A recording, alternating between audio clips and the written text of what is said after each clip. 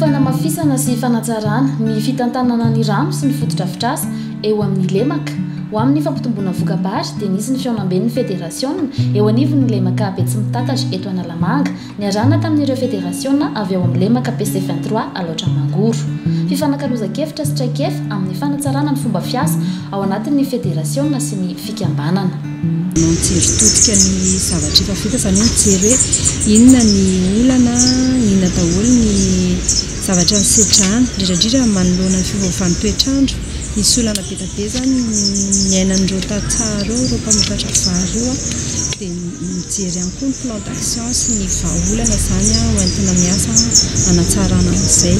Dia anatin'ny olana tena miverimberina teo moa zany dia mikasika ny fivoahan'ny rano dia ny fampidirana rano dia tena marina zany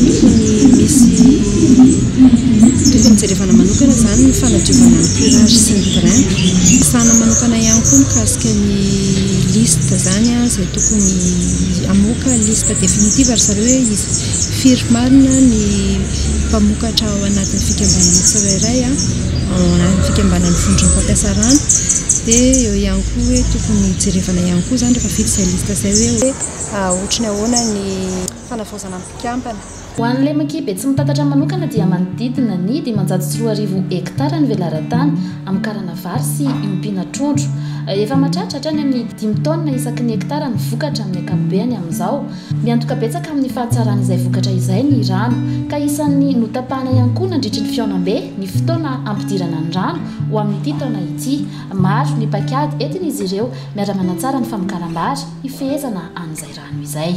Ireo fédération sy coopérative avy any Alaotra Mangoro satria vahiny noetin'ny mpampiriro hifanankalevitra aminay hoe inona ny zava-misy eto, ahoana ny fitantanana fédération, ahoana ny latsakemoka, ahoana ny fanadiovana ny canal, ahoana ny fomba fiasanay, misy mety andrzareo, mety misy tsy mety andrzareo, tahaka izany koa ny andrzareo fifanakalozana échange ny teto vita soamatsara izy ato.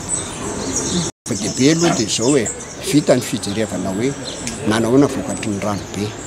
Faharoa koa vita ny daty fampidiran-drano amin'ity taona ity 15 juillet sy maka rano amin'ny canal JR ary premier oa maka rano laka Bobosy laka Vato.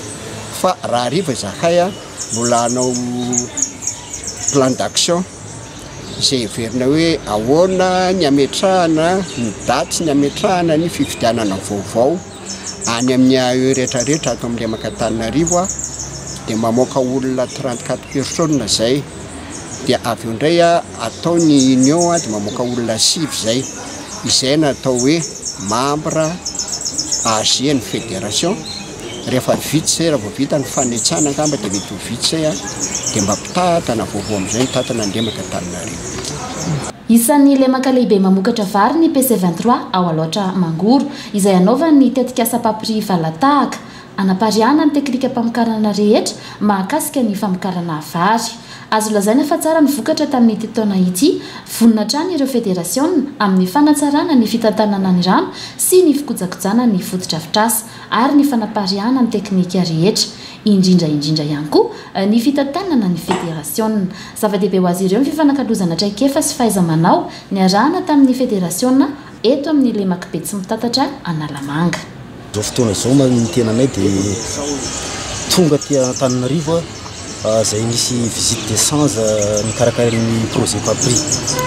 Ny antony dia araky ny iano zany dia PC23 Alaotra Mangoro io ny atao fédération pilote amin'ity projet Papri ity. Dia zay ny antony nahatongavanay hifanakalotra kefa aty amin'ny fédération ierina mivoatra. Ny ray aman-dreniny FMR tsirairay any amin'ny PC23 any. Ny fédération maray aman-dreny anazy any tsy vitany hoe hitady famatsim-bola fa tena miasa mihitsy. Ny antony nanangonana an'ilay sara-pojakojana zany dia misy pourcentage zarainao. Misy alefa any amin'ilay ray aman-dreny dia misy aty amin'ilay FMR zanaka.